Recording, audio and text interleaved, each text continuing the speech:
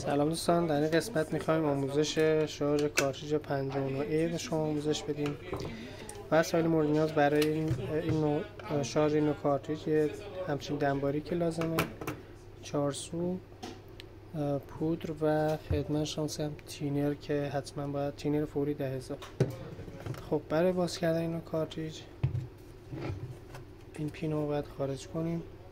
برای خارج کردن یه مقداری اینجوری بلند میکنیم و سپس با این دنباریک میکشی بیرون. این قسمتش هم همینطور یه پینو یه ذره کنارش رو بلند میکنی. حواستون باشه که داخل نره، فشار یهویی از رو ندین که داخل بره. یه مقدار که به این صورت بلند شد با دنباریک میتونی اینو بکشیم بیرون با سیمچین. خب کارتریج دو تیکه تقسیم میشه، تیکه مخزن ضایعات و تیکه مخزن پود و تیکه مخزن ضایعات. ابتدا میریم کارهای مخزن ضایعات رو انجام میدیم. مخزن ضایعات باید این درام، این قطعه بهش میگن درام، پایینی فومرول، بلید رو باید باز کنیم، زیرش ضایعات خالی کنیم. برای باز کردن اینو به درام شما میتونید دو حالت داره، یا از این ور این پیچ رو باز کنید، این در میاد کله، این فنر فقط مواظب باشین نباید بپرید. یا این که راحت ترین راهش اینه که شما از این سمی پین بزرگه رو خارج کنید. میبینید خیلی راحت میکشینش بیرون. سپس درامو به این صورت خارج میکنیم، فوم رول، و حالا این دو تا پیچ رو باز میکنیم که بلید رو خارج کنیم.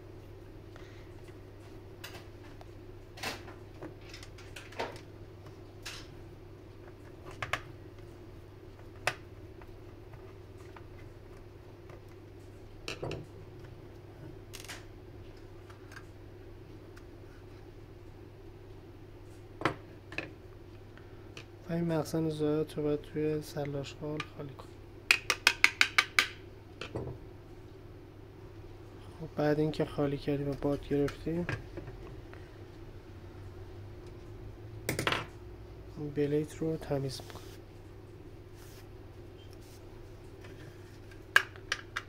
و میبندیم سر جاش.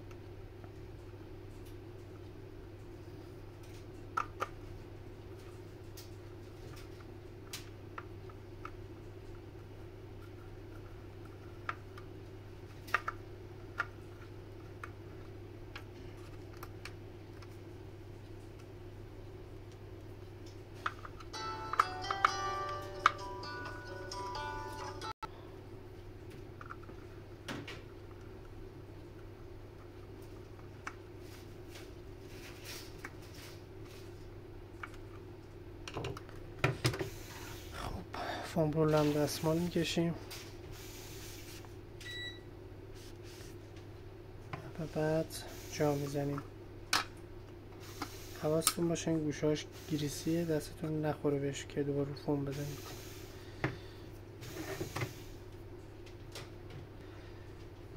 و بعد درام رو تمیز میکنیم. حتما درام با دستمال خشک باید تمیز بشه. بعد که خواستین جا بزنید حتما پودر بچه باید بزنید، چون یه حالت استحکاکش رو بگیره. برای جا زدنش به این صورت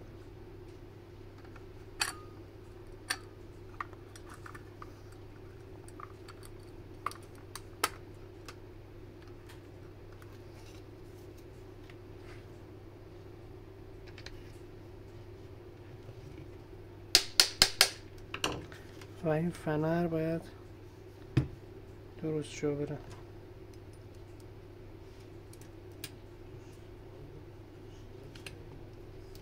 فنر باید پشت این قسمت بیفته. ببینید این موقع اگه در اومد پای کوتاهه این سمت، پای بلنده پشت این زنگوله. بهتر اینه که از این ور کار اینو از این ور درام باز کنین، از این ور زیاد باز کنین دیگه این وای نمیسته. حالا چون این بار اولش شد مشکل. خب این میذاریم کنار.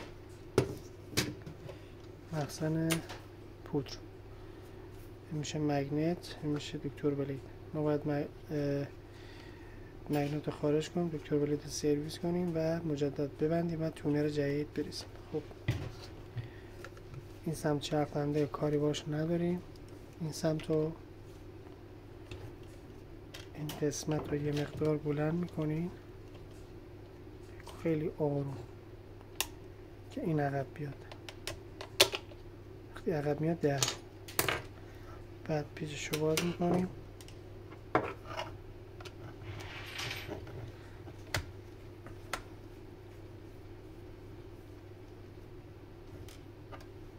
این هم خارج میکنیم.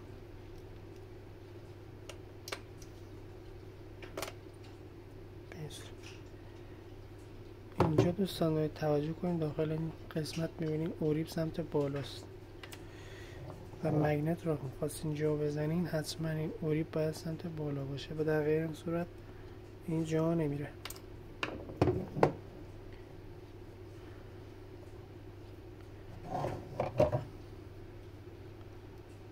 گوشاش رو خارج میکنیم.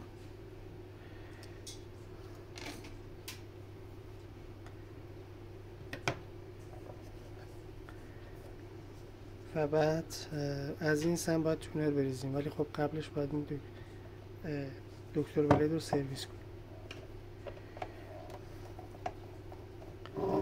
پیچو باز میکنیم.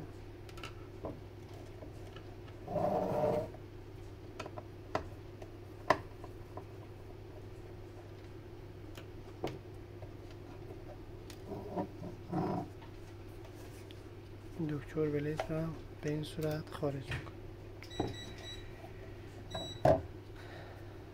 بعد با دستمال نمدار به این صورت تمیزش میکنیم و میبینید که یک جرمی ما داریم. اینا رو باید با دستمال با تینر باید تمیزش کنیم. خب یه مقدار تینر برمیداریم به این صورت سر ابزاری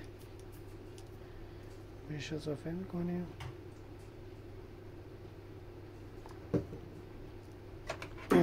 بعد این روی دکتر بلید رو تمیز میکنیم، زیر نیازی نیست روش. همونطور که میبینید جرما داره پاک میشه.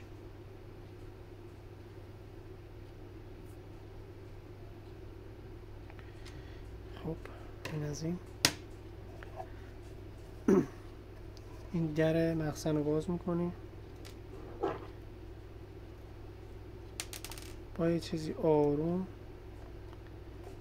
دور تا دور میریم. یه جو آروم بزنیم که سوراخ نشه.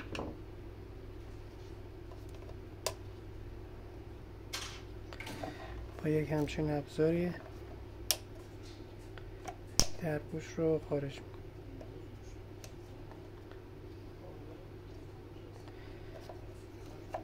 دور تا دور بچرخونیم دیگه راحت در میاد. به این صورت حالا تونر اضافه رو باید خالی کنیم. اگر پمپ باد داریم باد بگی، اگر نداریم هم تو سلاش حال خالی کنیم کافیه. خب اینو باد گرفتیم و حالا این تلپ رو هم تمیز میکنیم. این قسمت ها رو ببینید جرم داره.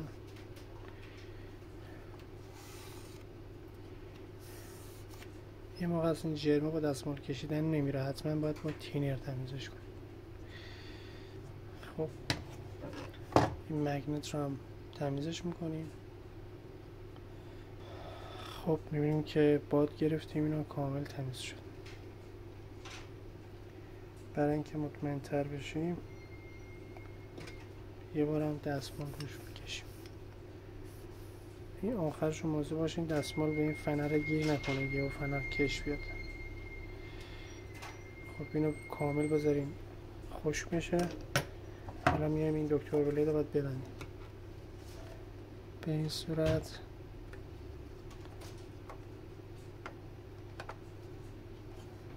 بسته میشه و پیچش رو میبریم.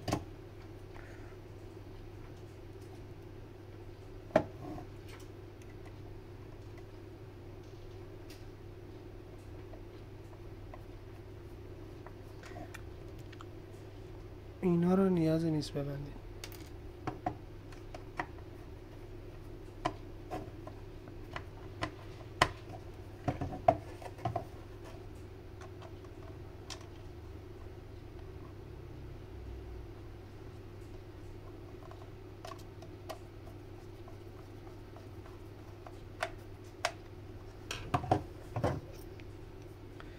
و بعد مگنت رو این اوریبش رو به سمت بالا نگه داریم. اول این رو جا میزنیم، بعد این چرخندش رو اوریب سمت بالا اینجا جا میزنیم و بعد اینجا هم اوریبش سمت بالا.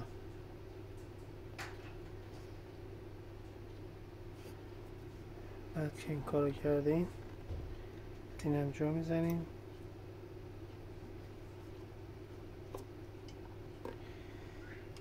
و سپس اینو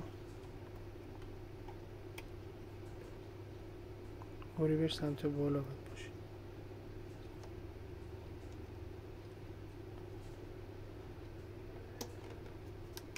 ببینید که قشنگ چه شد.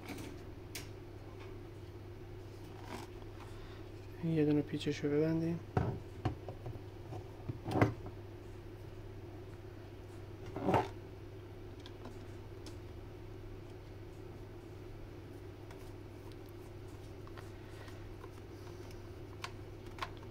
بعد که بستین شروع میکنیم. حالا میبینیم میچرخون راحت میچرخه. شروع میکنیم پودر ریختن از این قسمت. پودری که برای این مدل کارتریجا من استفاده میکنم تندر سری 1005 که هم کیفیت خوبی داره، همین که قیمتش مناسب تر به نسبت تونرهای تو بازار هست. این 1 کیلویه، با هر 1 کیلو میتونید 12 بار کارتریج رو شارژ کنید. برای شارژ کرده حتما یه تکون میدین و شروع میکنیم به ریختن تونر.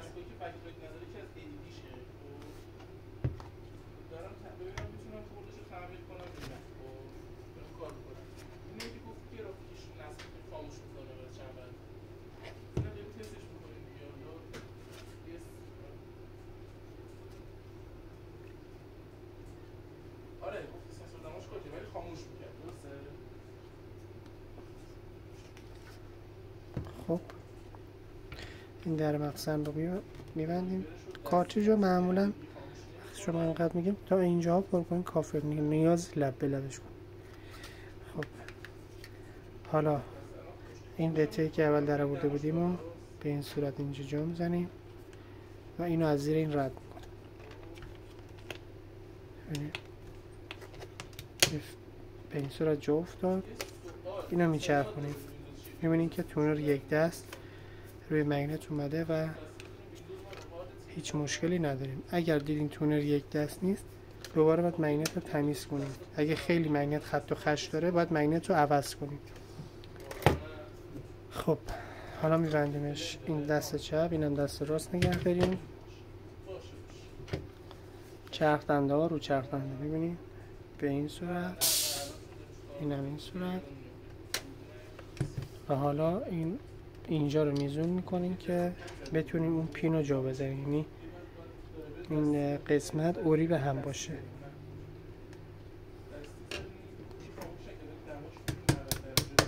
میبینید که کامل جا رفت. این سمت هم همینطور.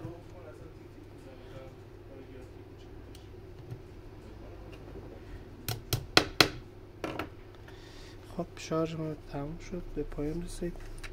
ببینید این خوب جا نرفت.